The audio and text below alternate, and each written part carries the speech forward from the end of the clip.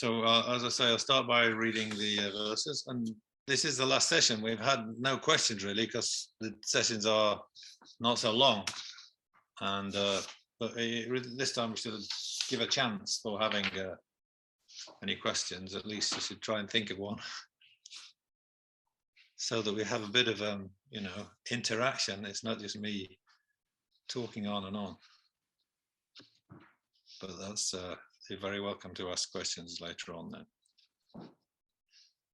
So as I say, it's the last session of this you know, this talks about the 37 practices for Bodhisattva, a Conqueror's child. But I will be teaching on the 18th of June and the 2nd of July with the same Lamrim Wales setup, but that will be on Nagarjuna's wisdom stanzas, and that will be his 10th chapter. So what's in the 10th chapter of Nagarjuna's fundamental wisdom stanzas? So that's they're not evening teachings though, they're Saturdays, so they are sort of you know, morning and afternoon session on 2 Saturdays, 18th of June, 2nd of July. So please don't forget those. Keep me company. So I'm going to read all of last week's verses now, and then go to the end of the text. Last week's verses included the 3 verses on ultimate truth, and then the 6 perfections. So that's 2 little groupings of verses there. So I'm beginning with verse 22. So that's all of last week's verses are up to the end of verse 30. And then from 31 to the end, these are today's verses. The end of the 37 practices and the sort of dedication verses. All these appearances know are your mind that was from the first without extremes of fabrication. Don't heed signs of grasped and grasper then, so does a Conqueror's child. A lovely thing you meet, though it appears fair as a rainbow of the summertime. Do not see it as real and cease to cling, be unattached, so does a Conqueror's child. These varied sufferings, like a dream child's death, from grasping false appearances as real, how tired. On facing hard conditions then, see them as false, so does a Conqueror's child. Why mention outer things if they who want enlightenment their very bodies give? With no wish for eternal ripening, be generous, so does a Conqueror's child. For conqueror children wanting virtue's wealth, all harm doers are akin to treasure trove, thus cultivate the patience of non-hate towards all beings, so does a Conqueror's child. For just their own sake, hearers, self-made ones, yet strive like dousing fire when heads ablaze. Sing this, make joyous effort, source of good for all beings' sake, so does a Conqueror's child. By insight with quiescence well endowed, afflictions are destroyed for good. Seeing this, develop concentration pure beyond the formless fall, so does a Conqueror's child. Devoid of wisdom, 5 perfections can't bring full enlightenment. Have method then, and cultivate the wisdom that does not conceive 3 spheres, so does a Conqueror's child. If you do not examine your mistakes, a Dharma fake may do non-Dharma, so examine your mistakes at every turn and give them up, so does a Conqueror's child. If governed by affliction you find faults, in other Conqueror's children you'll decline, so those who've entered the great vehicle don't tell their faults, so does a Conqueror's child. Through gain and closeness, quarreling and work to think, to hear and think, and meditation declines. So give up being attached to households of patrons and friends, so does a Conqueror's child. Afflictions once set in, being hard to stop, with mindfulness and vigilance, men armed with antidotes, nip in first bud, desire, afflictions all, so does a Conqueror's child. In short, whatever the activity, investigate what state your mind is in. All times with mindfulness and vigilance, work others good. So does our Conqueror's child. The virtue won through efforts such as these, to stop the sufferings of all boundless beings, with wisdom cleansed of 3 spheres, dedicate to Buddhahood. So does our Conqueror's child. What's told in Sutra, Tantra, treatises, as per high beings' instructions, I've set forth for aspirants to the Conqueror children's paths, these children's 37 practices. Weak-witted and ill-trained, I have no style to please the learned. Still, I fancy that, being based on Sutra and high beings' advice, this Conqueror children's practice is unflawed. But then, a Conqueror child's colossal deeds are hard for weak wits such as me to sound. So may the high ones please have patience with a bunch of faults that odds are off the point.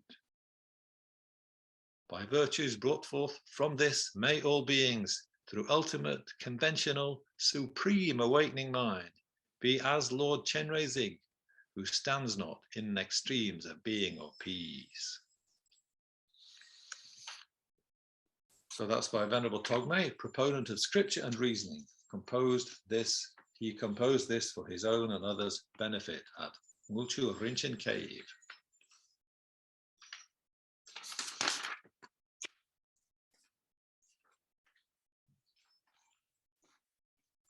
So today's verses then start at number 31. So we've got a little group of verses now, the last 7. They don't sort of obviously quite fit into like a section, like, you know, the 3 verses on the ultimate, or, you know, the 6 verses on the 6 perfections: generosity, morality, patience, joyous effort, concentration, wisdom. You know, they're sort of neat little groups. These last 7 are more, well, there's a dedication at the end, of course, but they don't so obviously fit into a set or a grouping so easily. More sort of diverse and individual. But that's a lot of those, you know, mind training texts that have got that kind of, or some of them anyway, you know, they've got this sort of individual verses, just diverse verses, giving sort of vigorous advice, standalone type advice, you know, so each verse can mean something to somebody at a particular time when they read it. It fits, you know, what they're thinking about, but they're just sort of, kind of standalone bits of advice. But, you know, we can say at least 5 of them are dealing with, you know, possible faults that you might arise in your behavior or your practice. So let's look at number 31 then. So this one is, if you do not examine your mistakes, a Dharma fake may do non-Dharma. So examine your mistakes at every turn and give them up. So does our Conqueror's child. Yeah, so what's that saying? It's not enough just to be like a practitioner of the Dharma on the outside, you know, with a pleasant outward appearance, sort of ostensibly, you know, looking like a Dharma practitioner, and maybe even looking impressive, but you know, if you're lacking in sincerity, you've generally got to try to live up to your ideal of Dharma practice, haven't you? So that's what we're going for, instead of just being content with an outward show. So what is the ideal we should be living up to? Yes, well, that's good to think about that. So what makes a Dharma fake? Somebody's not sincere. So yeah, I think you've got to be, you know, it's not necessarily just these Lojong, you know, mind generation type practitioner masters of the Kadampa tradition. You know, they may have had these great deep concentrations and sort of deep understanding of kind of ultimate truth and all that. But I think, you know, proper Dharma practitioners, they've got to be very much like the ordinary humble person, really, like patient and courteous, kindly, and self-effacing, you know, and like not focused on themselves all the time. So, you know, that's very simple qualities, but, you know, they're you know, if you look at yourself, if I look at myself, do I really embody those qualities? You know, they're very easy to talk about, but it's very hard to be just like that naturally, and so it's easy to find to see that just on that simple level. Never mind, I haven't got any levels of concentration or understanding of deep things, but even at that level, it's easy to see how even those qualities are hard to live up to. So that's it, sincerity. To be a Dharma fake, and you've that sort of insincerity. You've got to be sort of try to really do what you talk about, what you think you should be when you're a Dharma practitioner. And the other one to think about is, it's hard to be really a good or a better Dharma practitioner if you don't know your subject matter, and if you don't know what your practices are supposed to be and where they're supposed to lead you. So that's not everybody's fault. It's not like we've all got time to study the Dharma properly, and we've all got time to really make it a full-time thing. But and of course we can all make mistakes. Like, it's not like it's not like you mustn't make any mistakes, but it's like we all have lack of restraint or weakness or laziness. But we should do our best. And then if you're making mistakes out of ignorance, that's one thing. We just don't know what to do properly. But just out of laziness or weakness, and weakness of will, and we've got to be a bit of discipline, haven't we? It's not like we got to be tough on ourselves and always criticizing ourselves. That's also not such a good idea. We're not punishing ourselves because we're not doing very well. That's not the right idea. But if we have done wrong, okay, everybody makes mistakes, but then see what was wrong, and then try to find out why you did it if it's wrong, and why you're making that kind of mistake. So always trying to be working on yourself like that, you see. So we don't, if we can identify the faults and see, why it was wrong to do them, and then we won't be tempted again in the future, you see. So, and everything, all that we do, and all our mistakes, all our wrongdoings, they can be purified. It is said, there's the 4 opponent powers: refuge, regret, remedy, resolve. So, there's always that option. And I think the important thing, is regretting your actions, seeing why they're wrong, not guilty that you did them, but just seeing where you went wrong and identifying that, so that you can improve yourself. And then remedy, that's how you purify. Another branch of that is really finding some virtuous practice, which you can strongly dedicate, or strongly imagine in your mind is going towards purifying your misdeeds. So that could be things like doing the Vajrasattva recitation or prostrations, but it also could be doing things which are just very practically helpful to others. And dedicate that kind of virtuous energy from just doing that kind of simple level, ordinary type of helpful behavior. So I think you can use that to as sort of the remedial action, which you use that to purify your negativities and remedy your mistakes. So I think in the next few verses we have got some of the mistakes we could make, according to Togme. These are mistakes that we should watch out for. So let's look at verse 32. If governed by affliction you find faults in other conquerors' children, you'll decline. So those who've entered the great vehicle don't tell their faults. So does our conqueror's child. So someone has entered the great vehicle, a bodhisattva, and telling their faults, it means criticizing them. Finding fault with somebody. But finding fault with somebody, often in English, it means like you actually are telling people what their faults are, or you're gossiping about their faults to somebody else. So telling their faults, yeah. So it's good to talk about other people's faults as little as possible. So we're told, I remember talking to the abbot of Namgyal Monastery. That's the monastery in Dharamsala. So the abbot is Jado Rinpoche at that time. He's kind of a Rinpoche, a teacher who's got some good connections with the West.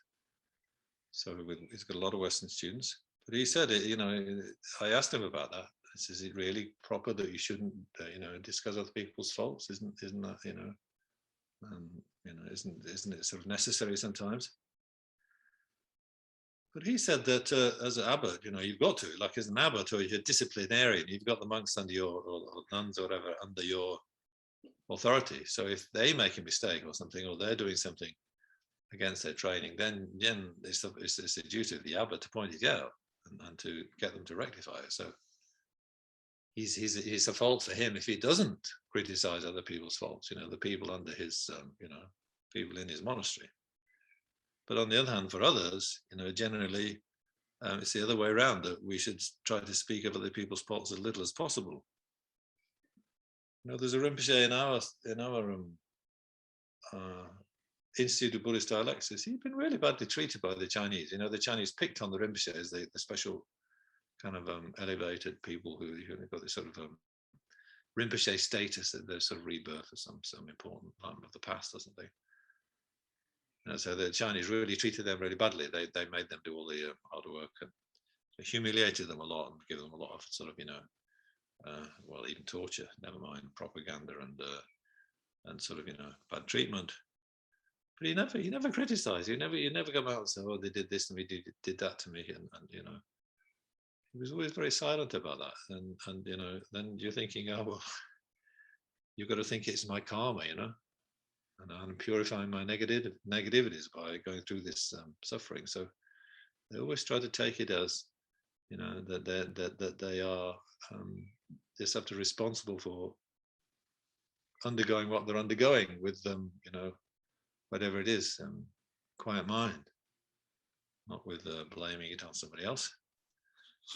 So we should ordinarily, never mind the criticizing bodhisattvas, but criticizing anybody is like, do it reluctantly, and it's much better to think about the kindness of others, have the pure thought that others have been so kind to me, in past lives, and others have been so helpful to me, and especially those practicing the Dharma.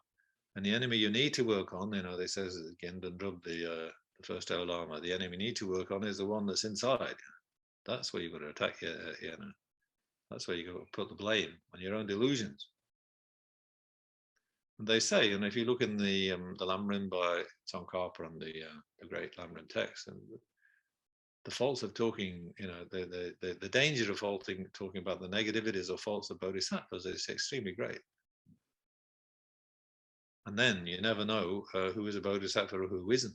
Being a bodhisattva is not a superficial state, that you just recognize just by some sort of extraordinary external characteristics. They can be very hidden beings. So that means you really shouldn't criticize anybody if you can help it.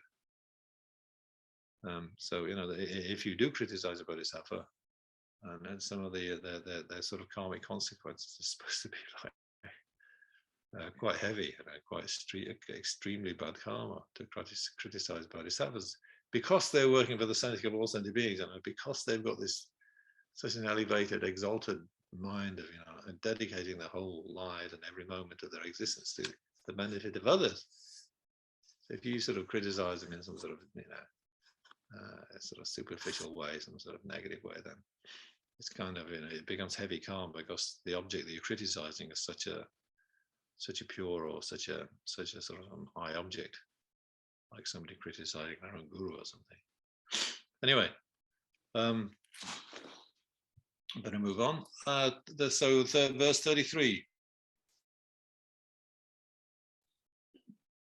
Through gain and closeness, quarreling, and work to hear and think and meditate declines. So give up being attached to households of patrons and friends. So does a conqueror's child. I was thinking today, I was looking at this verse, I think it maybe should be gain and honor. Closeness isn't quite the right word. It's kurti in Tibetan. It means something like honor and esteem. So it's talking about people who have a love of acquiring things, a love of, material gain, worldly gain, let's say. And then they are very pleased to have honors bestowed on them, like you getting honors in the government honors list. The UK, the British government has this honors list where people get titles like Sir and so forth, from the Queen once a year. And so that kind of status, that kind of worldly status, that's the sort of things that a good Dharma practitioner should not be obsessed with, should not be bothered by. If you do, then if you are, then it just leads to competition and quarreling, and that's obviously going to be detrimental to your Dharma practice. And I guess the Tibetans of Togme's time, Togme Zangpo, I don't know much about Tibetan society really. I haven't looked at but you get the feeling that there was the sense that there were these powerful families in Tibet, like who because they were Tibetans, they had the great Dharma great Dharma interest, and they like to support the Dharma and support lamas and others by paying for their expenses and everything. But at the same time, they had these political interests, these powerful families vying with each other for influence and territory and kind of high government posts, and kind of enriching themselves, trying to enrich themselves, wheeling and dealing. So I imagine that was a bit like that. I mean, maybe we're living in some democracies, it's a bit of a different approach to how you do things, but still. You have to think of what the time would be what the times were like when Togme was writing, you see. And then because you're being supported by one of these high families, then it's very difficult for you to avoid sometimes getting mixed up in their affairs. And if somebody is financially helping you, which is true of ordinary Western monks and nuns, never mind sort of people in Tibet of the old days, then it's very difficult not to it's very difficult to sort of not to take their side in a dispute or something, or you don't want to be seen to be biting the hand that feeds you, so I think Togme is sort of a warning about that, that if somebody's helping you like financially, and you're attached to that, and then it might affect your judgment, and you're just taking sides and helping factions, sort of who are trying to kind of get what they want for themselves in a worldly way. So, well, I get a pension from the British government then, senior citizen pension. So that means I can't criticize the British government then, I suppose. It's tempting though, isn't it? Boris. But maybe I should say my pension isn't from Boris. My pension is from Queen Elizabeth. Yeah, she's the head of the government actually. So she's a senior bodhisattva, obviously. So I'm not going to criticize her. Anyway, the message is non-attachment, and you can broaden it out like it's this gain and closeness. But you can talk about the 8 worldly dharmas, can't you? Gain or no gain. You're happy if you get acquisitions and gifts and kind of that kind of thing, and you're very unhappy if you don't get anything. So that kind of that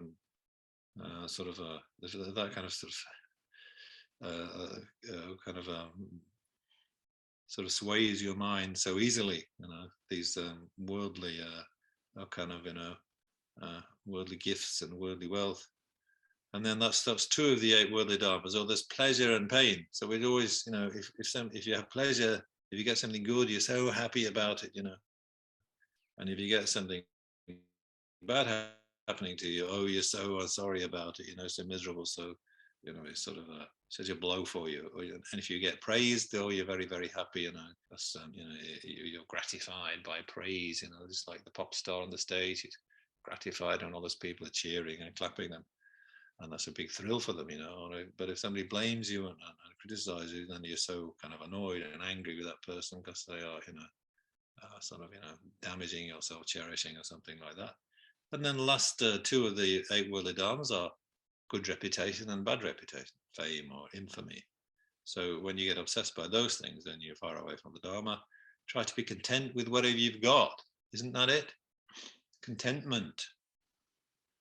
even-minded. You know, if things are good, well, that's okay, yes, but you know, all good things, everything's impermanent. And if things are bad, well, yes, we did expect that, as it is samsara. So you don't get fed up just because you're having a bad time, you know, that's just naturally to be expected. So if you can be contented, that's good. If you can't be contented, just even-minded. If you can't be even-minded, well, at least think it's my karma. You know, it happened to me because it's my karma. It's not the blame game. It's not the blame trip. It's my karma.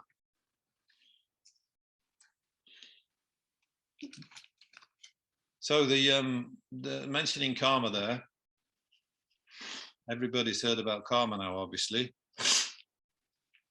So we should be able to remember it, proper Dharma practitioners. So this is from a newspaper I picked up called the New European. So this is from last year, October last year, 2021. So there's people who go, who put the videos of themselves on YouTube, and the videos are of them playing video games, right? And they play these video games so well, and they have so many witty comments as they're playing it or whatever. They just show you how to play the game very well. I've no idea. Anyway, you can get very rich if you're good at that, apparently.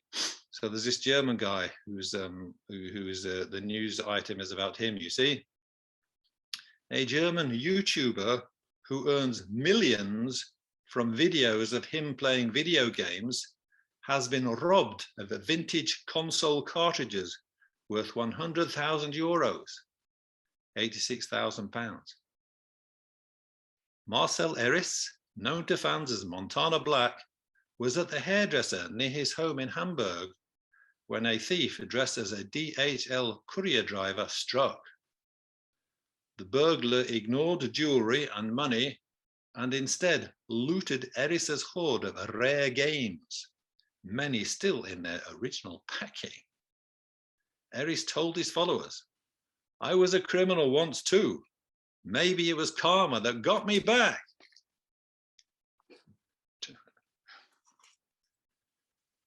So, yeah, just remember it's your karma, yeah? So no attachment. Verse 34. Harsh words upset the other's feelings, and the conduct of a conqueror's child declines. Give harsh words up then, disagreeable to others' minds. So does a conqueror's child.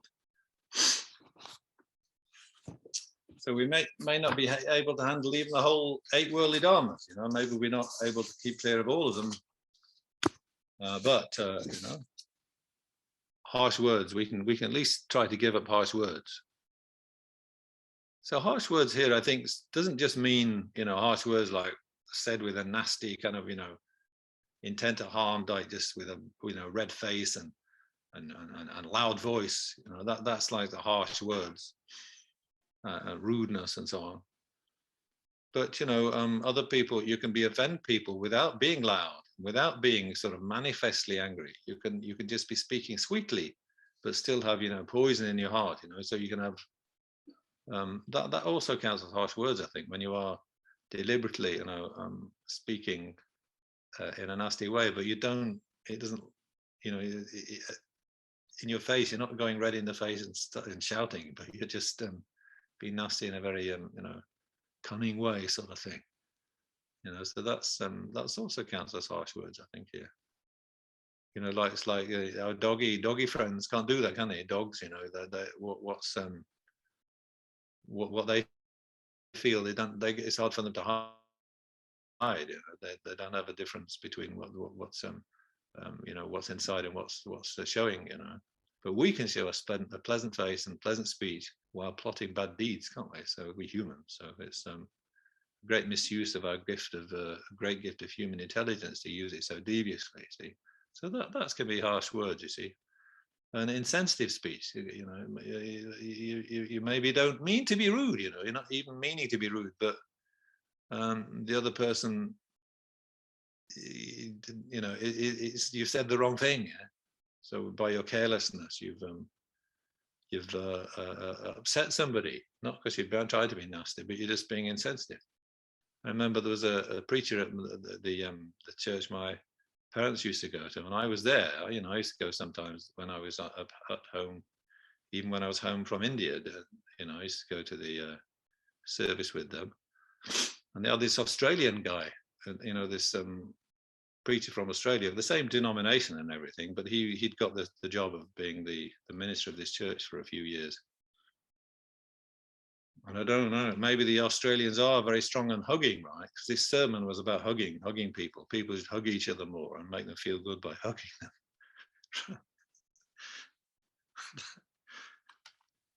But so he gave a whole sermon about hugging. And after the service, and he's a really big guy, like at least as tall as me, but he probably weighed about 3 times as much as me. As a really, if he gave you a hug, you knew it because and he gave my mum a big hug, and my mum hated it. The emotional reticence of the British, like he's really doing the wrong thing, for my mum. But he was just trying to be, a nice guy, right? But I remember that my mum was really like, he was lowered her opinion of him quite a lot. So you just have to, you can't call that harsh speech exactly, but it's like that kind of insensitive thing. You just have to avoid that too. Of course, different cultures have different, ideas of what they think is right and wrong. I mean, I remember when I went to Dharamsala and was with the Tibetans, they'd quite naturally hold your hand, the monks. If they were feeling friendly with you or just walking together with you, they might put out their hand and hold your hand with you. And 2 guys in England would kind of never do that in public, really, unless they were, gay or something. It is not something you do, maybe, but in amongst the Tibetan monks, it was kind of, quite normal. And then I worked in Saudi Arabia too, and then that was true in Saudi Arabia. Men would walk around holding hands, not because the Saudi men, the Arabs, not because they were like gay or anything, but they just it was just friendly. So you don't want to refuse that hand of friendship. So there's some harsh words because it just leads on to these thoughts about being sensitive to others and so forth. Yeah. Right, verse number 35. We've got there's afflictions once set in, being hard to stop. With mindfulness and vigilance, men armed with antidotes, nip in first bud, desire afflictions all. So does a conqueror's child. So good to stop your outward show of your anger and so on and aggression with harsh words. But it's, can you keep your afflictions, can you stop them arising? Can you stop yourself being angry in the first place? So this is a challenge, again, that a bodhisattva should be very mindful of, very vigilant. And it is true, isn't it, that afflictions are much easier to stop if you get them right at the beginning, right in the first bud, like the cherry blossom this year was nipped in the bud by the frost, So that's what we mean. And it's just right at the beginning of its little attempt to have a fruit, the flower is kind of damaged by frost even before it becomes a flower. So that's what we've got to do. And Dalai Lama says, if you're building a dam across a stream, you've got to build a dam across the stream while the stream is still low. But once the stream becomes a raging torrent, then it's very difficult to build a dam. But while the stream is small, you can block it. Something like that, or putting out a fire was another example he gave. If the fire's small, you've got a chance of putting it out. But if it's blazing and got a lot of fuel and got going, then it's much harder to put it out. So like that, your afflictions have got to be, you got to be sort of aware of them very quickly and doing something about them. So mindfulness and vigilance, then those are 2 sort of separate mental factors. They come in a lot into Buddhist teachings, don't they? And they come in the next verse too, actually. So they're always going to be very important for your Dharma practice, whether you're doing the practice of concentration and developing single-pointed, calm abiding and so on. So that'll be important there. But he's using them just kind of in different situations too. mindfulness holds on to the object. So it's like the rope that holds the sheep, the rope that tethers the sheep. Yeah. So it keeps the mind on the object. That would be the virtuous object there. And then vigilance is always watching to see, well, is the mindfulness working? Is the mindfulness still holding the sheep? Or has the mindfulness gone to sleep and the sheep is running off somewhere? The sheep being your mind, right? So the one is like, you know, trying to keep your mind glued to the what you should be doing, or the good way of behaving. And the vigilance is always checking, or some people say alertness, don't they? Vigilance, sometimes you can get it translated as alertness, sheishin. Yeah, that's sheishin. So different translations of that one, but it's like, you know, just on guard, isn't it? So that's like the shepherd who watches the sheep. So it watches the sheep to see if the rope is tied to the sheep, or the sheep has broken the rope, or whatever. So yeah, in 36 they come again. So we're getting towards the stage of now of your summing up whatever the whole bodhisattva ideal here, but this is still counted as a separate bodhisattva practice. 36, 37. Number 36. In short, whatever the activity, investigate what state your mind is in. All times in mindfulness and vigilance, work others good. So does a conqueror's child. Yeah, so this is mind training type of text, yeah? So you're always supposed to be investigating what your own mind's doing. Never mind what other people are running around and criticizing them, you know. Be honest about your own mistakes and try to correct them. Don't be so much worried about finding fault with others. Keep a pure view of others. Then avoid that attachment to the 8 worldly dharmas. And then avoid harsh words. Cut off some negative minds as soon as they arise. And then while they're still weak, and then not only that, I mean, those could be practices of a person who's not a bodhisattva, you know, a person's practicing the Dharma just for their own sake. But now we should do all those things we've just mentioned with others' aims in mind.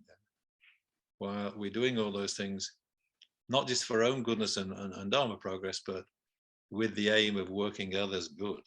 So that's the main theme of this mind training or Lojong type of text. Or part of the main theme. That's, you know, a large part of the main theme, isn't it? How are we going to work others good? So it's not just about avoiding harm to others, but bringing their benefit, curing of them their suffering, you know, once and for all, if possible. So that's you know, a partial summary of this, the whole text. You know, how are you going to work others good? Or train your mind so that you will be working others good. And then in the last verse, then number 37, the last of the 37. The virtue won through efforts such as these to stop the sufferings of all boundless beings, with wisdom cleansed of 3 spheres, dedicate to Buddhahood. So does a conqueror's child. So there you go. How are we going to work others good then? How are we going to stop their distress? By going for Buddhahood. It's easy. There's only 37 things to remember. And the 37th one of them, obviously, then is dedication, isn't it? Dedicate to Buddhahood. Dedicate all you've done to Buddhahood. And dedicate thinking about the 3 spheres. So we talked a bit about those last week. That's the dedicator in this case, the act of dedicating. And what you are dedicating, you're dedicating your virtues. But also you've got to think, well, what am I dedicating my virtues for? You know, what am I dedicating my virtues to? So there should be 4 wheels here, 4 circles, but there's only 3. So what happened? I mean, most of them, often it's 3, isn't it? You know, what did we talk about last week? Eater, active eating, and what is eaten. So that's only 3. Anyway, the point is, all of them without inherent existence. You've got to think, well, it's me who am lacking inherent existence. Yeah, so completely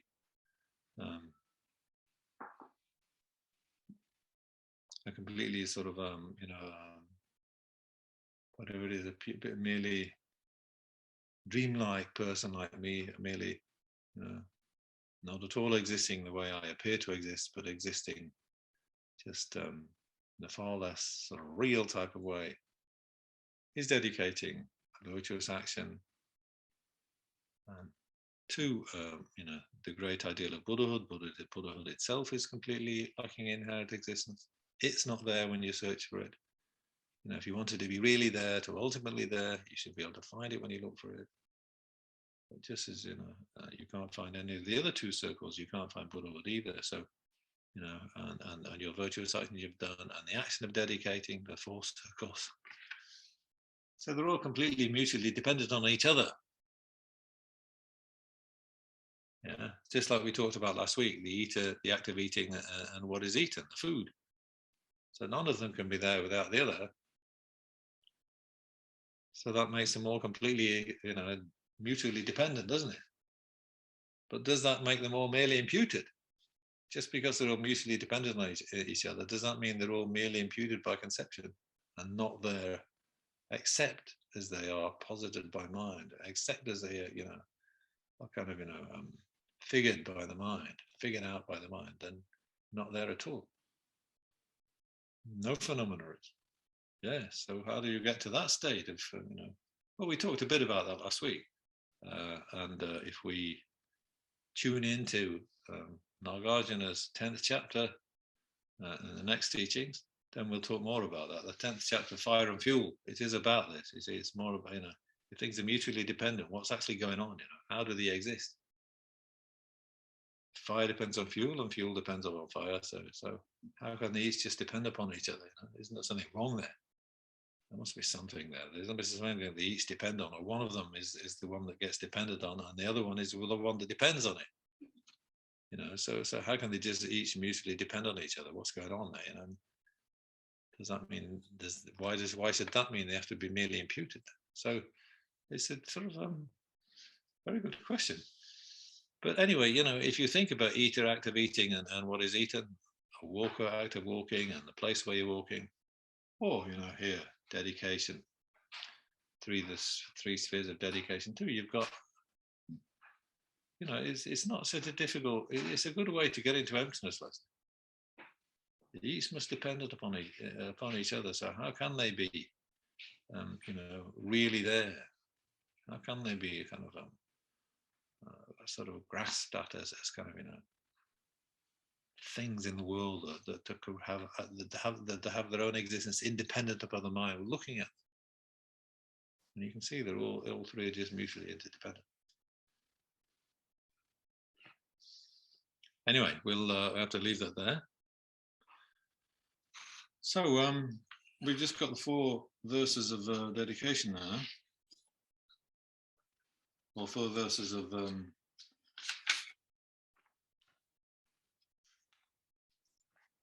Togme explaining what he's been trying to do and wrapping things up. So I just think I'll read through these quickly then, because we haven't got much time. So then the last these 4 concluding verses now. What's told in sutra, tantra, treatises, as per high being's instructions I've set forth for aspirants to conquer children's paths, these children's 37 practices.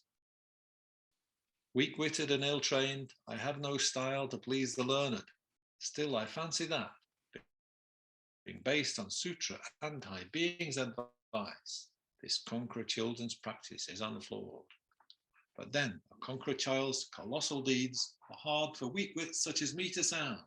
So may the high ones please have patience with a bunch of faults, and odds are off the point.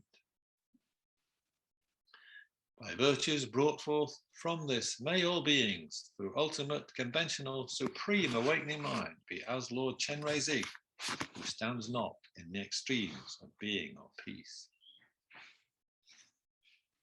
Yeah, so that's the last group of verses then. outside the 37 practices. So just as he mentioned Lord Chenrezig at the beginning, he mentions Lord Chenrezig at the end. So his this great Yidam, or his great sort of presiding deity, maybe indivisible with his Lama. I'm not sure. It doesn't mention his Lama at the end, but he mentions bodhicitta, awakening mind, bodhicitta. So we can talk about conventional and ultimate bodhicitta. Maybe you could base your summary of the verses on this. I mentioned the three principal aspects of the path in my my kind of offering as a summary that we could do a meditation on. But you could easily talk about conventional supreme awakening mind as your kind of way of wrapping all these 37 practices together. Conventional bodhicitta, that's the wish to become enlightened for the sake of all sentient beings. Mind generation is for others' sake, mind generation is for others' sake, to work for perfect, complete enlightenment. So we can say that's conventional bodhicitta, that's actual bodhicitta. But then we can talk about ultimate bodhicitta, which brings in, the wisdom realizing emptiness. So both of those, those twin kind of, like an aeroplane flying with two motors, one on each wing or something. So that's it. You've got your conventional bodhicitta, which is your driving force for your method side, doing really good deeds, and kind of pushing you along to bodhicitta in that way. But on the other wing, you've got your other motor, haven't you? Your other jet engine, and that's your wisdom realizing emptiness. So the ultimate bodhicitta is something like, you meditate on emptiness, you meditate on conventional bodhicitta, and then with the force of that, energy in your mind, the force of that inspiration, then you meditate on emptiness, and the ultimate bodhicitta will be a direct realization of emptiness.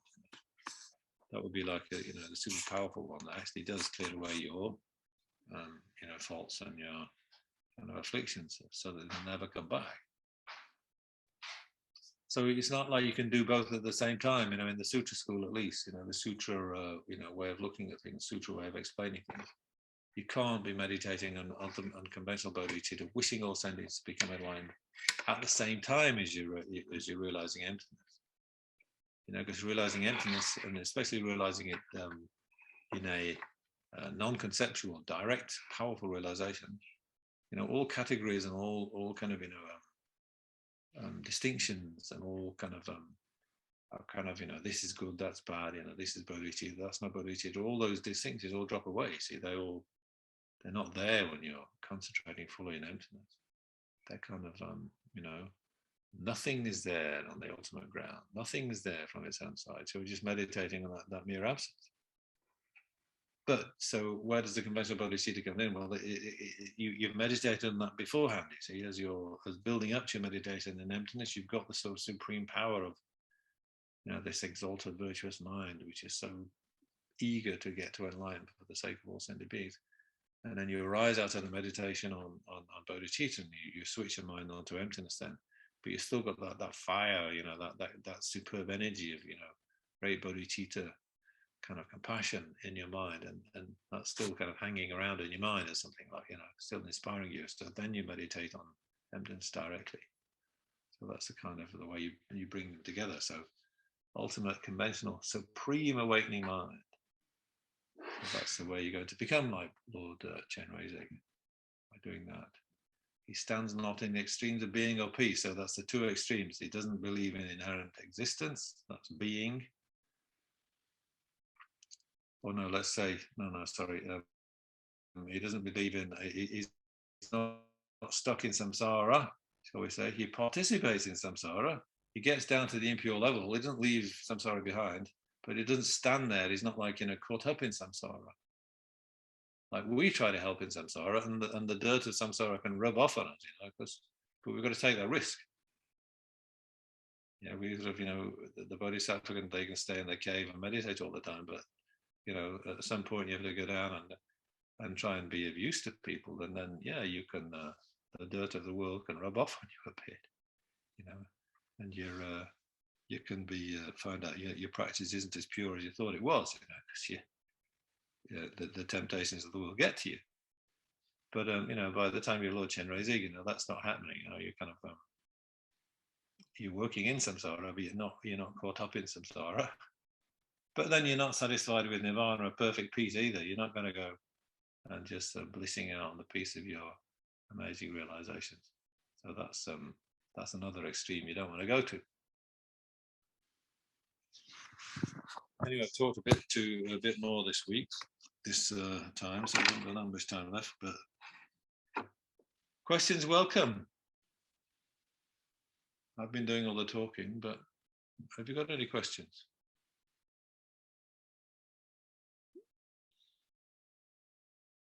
Jason's always got a question, hasn't he? Yeah, I was just going to say we've got Margaret on the call as well, but she's just, so I don't know if she's got a question. I could say a name, Margaret Higg something, yeah. Yeah. But don't be shy.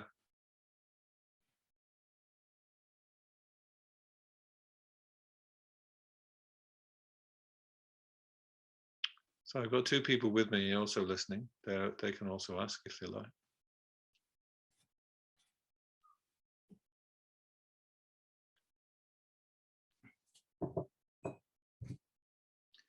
Yeah, well, fine, great. Nobody's got the hand up. There's something in chat. Is that just what you? That's just the meditation thing, was it? Yeah. Just posted, yeah. Is that the meditations or is that just the verses? I just share the verses in case anyone that I've come here don't have them. Yeah. Okay, so it's not a message to me then. Yeah. Okay. I mean, I've always got questions, but yeah, well, that's great, Jason. I'm really happy about that. Not that I can probably answer them, but at least somebody asked a question. yeah, well, my one is what you said at the end there about these parts of the verses about no, all appearances are your mind and this kind of thing, and then your comment at the end about meditating on emptiness, nothing appears to it, and that's the bit that I always struggle with, trying to identify what we mean over and over again about inherent existence or existence from its own side. I still don't understand why everything will just disappear, because that's the bit I always find difficult when we talk about meditations and emptiness, like they do. Well, it's what you're saying is if you're in that meditation, if you are inherently existent, whatever it is that is inherently existent, let it stand up and show itself. But you've refuted it all, so there's nothing can stand up, nothing can withstand that analysis. So then that's why everything disappears, because nothing is inherently existent. The only thing that would show up at that point would be something is inherently existent. And nothing is, so that's when we just got a blank then. That's when this is reality, like there's the deep reality that really moves the mind into like radically like kind of understanding of truth and freeing themselves from all their afflictions, is that realization there's nothing actually there that is got its own power to be what it is, independent of mind. Yeah, but so that's it, you see. So independent of mind, right? Yeah. So then if you withdraw your mind's participation, if we withdraw your conceptualization, we say, what's there outside my conceptualization? What's there outside my mind knowing it? So then you withdraw your mind. So you cut off your conceptualization as much as you can, So, okay, then what's there then? What's there that without me making up categories of like eater and eaten and good and bad and subject and object? What's there, So you withdraw your mind, you shut your mind down, so it's not making any of those categories anymore. So okay, and I say, what's there then? Nothing. Not even the sense there's you and it, It dissolves into kind of a non-duality. So that's cool, isn't it? Yeah, I mean, obviously. But the only thing is, I just that would mean that everything that's appearing to us right now, all the only things that appear are inherently existent. And that seems to come up with some issues. Or, for example, like if someone wakes up in a dream, the dream can still be going on, even though they know it's a dream. So the dream doesn't disappear. The dream doesn't disappear, of course. Yeah. Yeah. And waking up, the dream knows that it's the dream. It knows it's not existing from its own side, but the dream still continues. Someone could argue, but in this case, we're saying everything must be inherently appear to us as inherently existent. Only inherently existent things appear, basically. Sorry, that last bit was a bit garbled. Or So only inherently existent things appear then. There's all, you know, in our daily lives. Only inherently existent. anything, all inherently existent things, or only inherently existent things? Only inherently existent things appear to us on a day-to-day basis. Yeah. Yeah, I mean, it's not like just one meditation and emptiness, you know, dissolves the whole pack of cards or makes it all crash down and never to arise again. No. Like people say, you know, when you meditate on emptiness in the beginning, it's like you can't stay there. You naturally come out of it. Not like you want to. Well, of course, you may want to come out of meditation because you've got other things to do, but it's not like you can just rest in the truth. You know, you keep cycle existence comes back and sort of takes over again. So it's you got to do a lot more meditation to make yourself just give up on the dream, you know. But you don't necessarily want to, because in the dream, you know that the people are still suffering and people are still, you know, people need a bit of guidance. People need, need to know the truth. So you could try and explain it to them.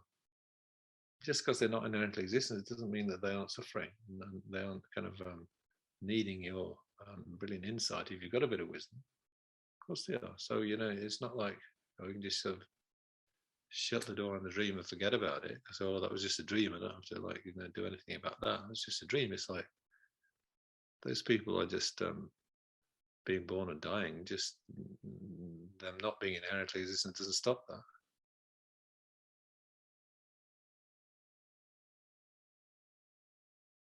Yeah, but it's a lot to think about, isn't it? But yes, it's true. Like that's you're saying to yourself, well, if nothing has any power of being what it is from within its own nature, then you've got to recognize that nothing. You've got to experience it, haven't you? You've got to enter into it and experience that, because you're so habituated to the other point of view, grasping at things, you know, and isolating them out and grasping that they're really there and they're worth having, because, you know, they've got their own power of giving you pleasure and stuff like that.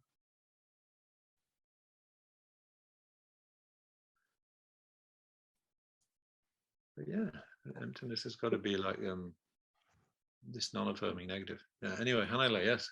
Yeah, I mean, I was just what Jason said, something about only inherently existing things appear to us at the moment or something. Yeah. Is that what he said? So is that true?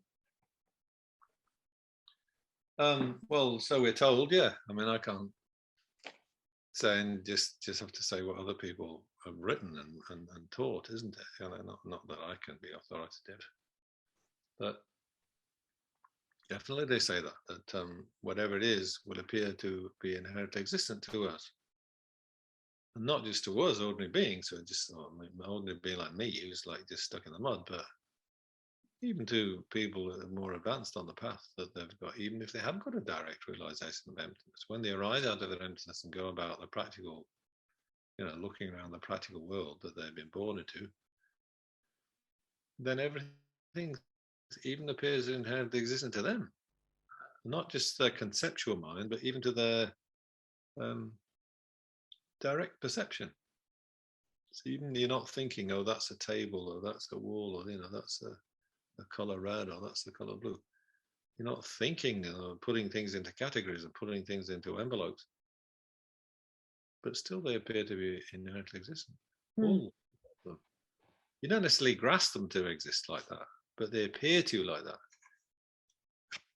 And those advanced beings, their specialities, they're not convinced. They know it's all a fake. They know it's all a kind of, you know, a dream appearing as a reality. But And is they're not possible, taken in by it. Sorry. is it Yeah. possible for a thing to appear as not inherently existent? Yeah, well, that's a good question. I mean, yeah, it must be, because the Buddha sees everything in the way it is, you know. Everything, Buddha sees everything without any false appearances. But things still do appear to omniscient consciousness. Well, again, I think if he was like one of those solitary nirvana types who goes through their own individual liberation, then they're able then at that point of reaching nirvana, total cessation, that they can stay in the meditation and emptiness then, unbroken stream of meditation and emptiness. And so nothing of the conventional type will appear to them, because they can just maintain a stable meditation and emptiness. But the Buddha's not interested in that, because he wants, well, I mean, I say not interested, but he, on top of that, he's getting involved in the world, you see, from the point of view of being beneficial and you know, spreading his message. So he's got to have a way of experiencing conventional truth as well. But then it does sound like things would just disappear. It sounds like things would just disappear when they lose their inherent existent type of, you know, quality. It sounds like they disappear if they can no longer appear to an, I don't know, it's well, just weird. Yeah, fair enough. A good question, or a good point, a good debate or something. But you know how keen Tsongkhapa is on dependent arising. You know, there's a very great emphasis in his works on, you know, dependent arise, just the part, you know, the other side of the picture, whatever, you know, the complete partner, the complete, you know, companion of emptiness. So emptiness means dependent arising. So things do arise out of causes and pass away into their effects. You know, and things do kind of, you know, depend upon their parts, and the parts depend on the whole, and the whole depends upon the parts. And the doer depends on the done to, you know, the agent depends on the action. So he's always talking about that, isn't he? So disappear when you say, well, do you exist from your own side or not? You know, and you don't exist from your own side. So at that point, there's no pot or no conventional phenomena, because what you're asking for is there a pot that exists from its own side? No. So then the appearance of the inherent existence pot subsides, and you're just left meditating in the absence of inherent existence. And pot too subsides, you know, because all you're just meditating is absence of inherent existence. There's no pot appearing at that point. It's just no inherent existence of pot. There's no way it can exist from its own side. You've searched for it again and again. It's not there. Inherent existent one. So that's when you've got the absence. But you know, the pot still arises out of the clay and under the hands of the potter, and you know, holds water until it gets broken. But yeah, how would it appear without appearing to be inherently existent? It's a very good question. So the Buddha has a pure appearance, yeah. So there is a way of it doing that, but how is quite difficult to say. Well, isn't it said that they only do it through the minds of others? Yes, it is, Jason. You're a very learned guy. Where did you read that? Well, that's Don Carpenter's answer. I mean, you know, but he's really like keen on having conventional valid cognizance. So he says, you know, isn't just a product of ignorance. Yeah, okay. You know, on the ultimate Buddha ground, they're not going to have clumsy things like, you know, our old pots that are just heavy and break easily, and you know, a bit kind of sort of just made out of clay, and you've got to have a lot of fire to produce them, and all that kind of, you know, sort of crude sort of pots that we have in this world, you know. But if you're a Buddha, why do you need to see them? Well, you don't, because on the Buddha ground, there isn't anything so crude and clumsy and kind of, unnecessary. He doesn't need containers to hold his water, or, he doesn't need sort of pots to put his food in, because it doesn't need to eat or drink, because it's come beyond having any sort of gross physical body that needs to be fed. But, he's still, he's not giving up on the world, is he? He still wants to be involved in what sentient beings are doing, but without their false appearances. Yeah, so then they say, yeah, well, when Buddha looks at what's going on in the world, he sees it through the minds of the people who have dreamed this world up, through, or sort of brought it into being through their collective karma and, their kind of, whatever level it is of contaminated activity. So he's seeing their dream, as it were, through looking at their minds, and then that's how he sees the conventional phenomena of the world. So yeah, that's the sort of bit of a Tsongkhapa emphasis, that you've got to have a valid cognizer which can realize even the sort of, the sort of contaminated objects of the samsara. They're not just products of ignorance. There's a valid cognizer realizing them. So I think that's very kind of Tsongkhapa to try and sort that out. But yeah, you end up having to say, well, how does the Buddha see these things then? If they're so impure, well, he just sees them through by looking at the minds of the people who are in that dream, are dreaming that dream. Something like that.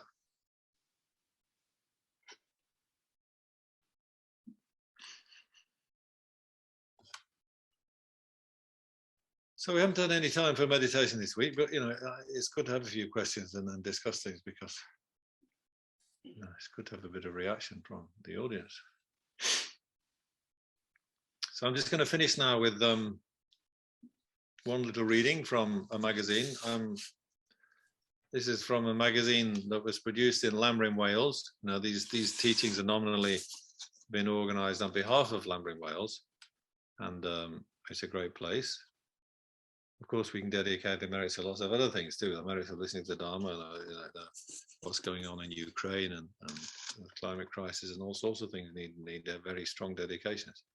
But also Lamrim, Wales is a centre, a beautiful place, but it's not, not a lot of Dharma has been taught there recently. I don't know what the latest news is. I haven't done any news for a while, but doesn't seem to be much happening. So good to dedicate our merits to Lamrim Centre, Wales. And then I'm finishing with this little story. It's called The Samurai, and it's from one of the magazines. Where they used to publish this magazine when they were kind of a centre that was thriving and flourishing when Geshe was alive.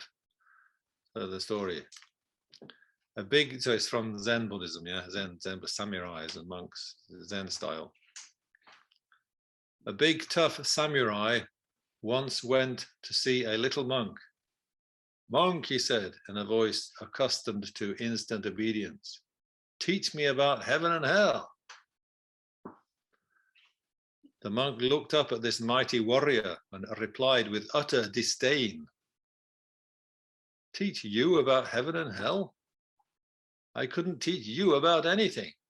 You're dirty. You smell. Your blade is rusty. You're a disgrace and an embarrassment to the samurai class. Get out of my sight. I can't stand you. The samurai was furious. He shook, got all red in the face, was speechless with rage. He pulled out his sword and raised it above the little monk, preparing to slay the monk by cutting him in half. That's hell, said the monk softly. The samurai was overwhelmed. The surrender and compassion of this little man who had offered his life to give him teaching and to show him hell. He took a deep breath.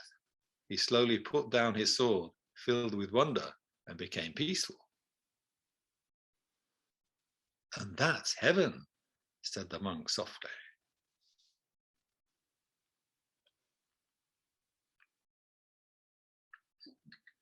So that's it for tonight. That's it for the 37 practices. And I hope to see you next time when we have the Nagarjuna's 10th chapter on emptiness, my favorite subject. So see if you can make it. Okay then.